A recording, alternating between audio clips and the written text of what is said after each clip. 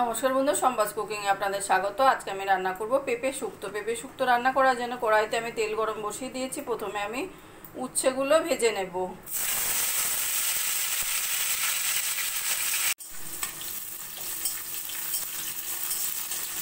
উচ্ছেগুলোকে আমি হালকা সোনালি করে ভেজে তুলে রাখবো। উচ্ছেগুলোকে আমি সোনালি করে ভেজে নিয়েছি, এবার উচ্ছেগুলোকে তুলে রাখবো।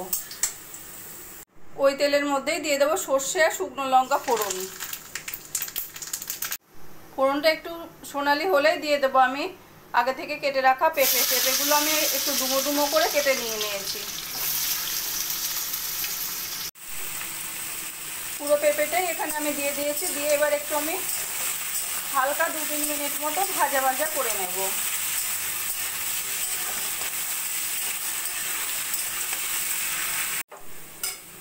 পেঁপেগুলো আমি ভালো করে ভাজা ভাজা করে নিয়েছি। এবার দিয়ে দেবো আমি পরিমাণ মতো নুন, আর দিয়ে দেবো 1 চামচ আদা গ্রেট করে নেওয়া।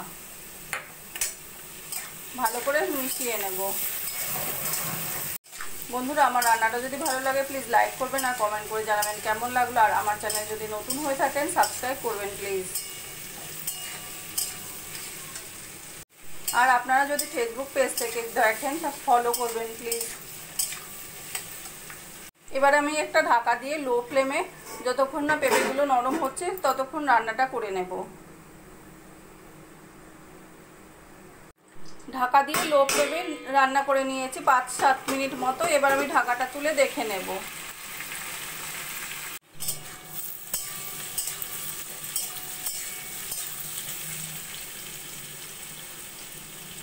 পেঁপেগুলো সুন্দর নরম হয়ে গেছে। এবার দিয়ে দেবো আমি 1 কাপ দুধ,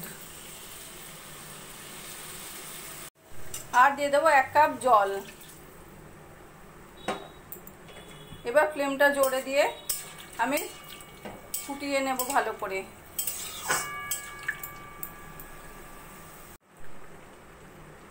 দুধ আর জল দিয়েও ভালো করে ফুটিয়ে নিয়েছি। এবার দিয়ে দেবো আমি ভেজে রাখা উচ্ছেগুলো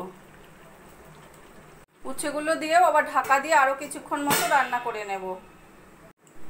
ঢাকা দিয়ে আমি আরও 5 মিনিট মতো রান্না করে নিয়েছি। এবার আমি ঢাকাটা তুলে দেখে নেব।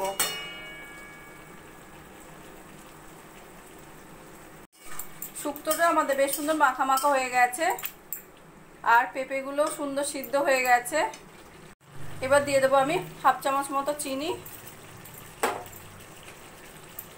আর 1 চামচেরও একটু কম সর্ষের তেল। সব কিছু ভালো করে মিশিয়ে নেব। নিয়ে আর 2 মিনিট মতো রান্না করে গ্যাসটা বন্ধ করে দেব। মিষ্টি দিয়েও আর 2-3 মিনিট মতো রান্না করে নিয়েছি। এবার আমি গ্যাসটা বন্ধ করে দেব।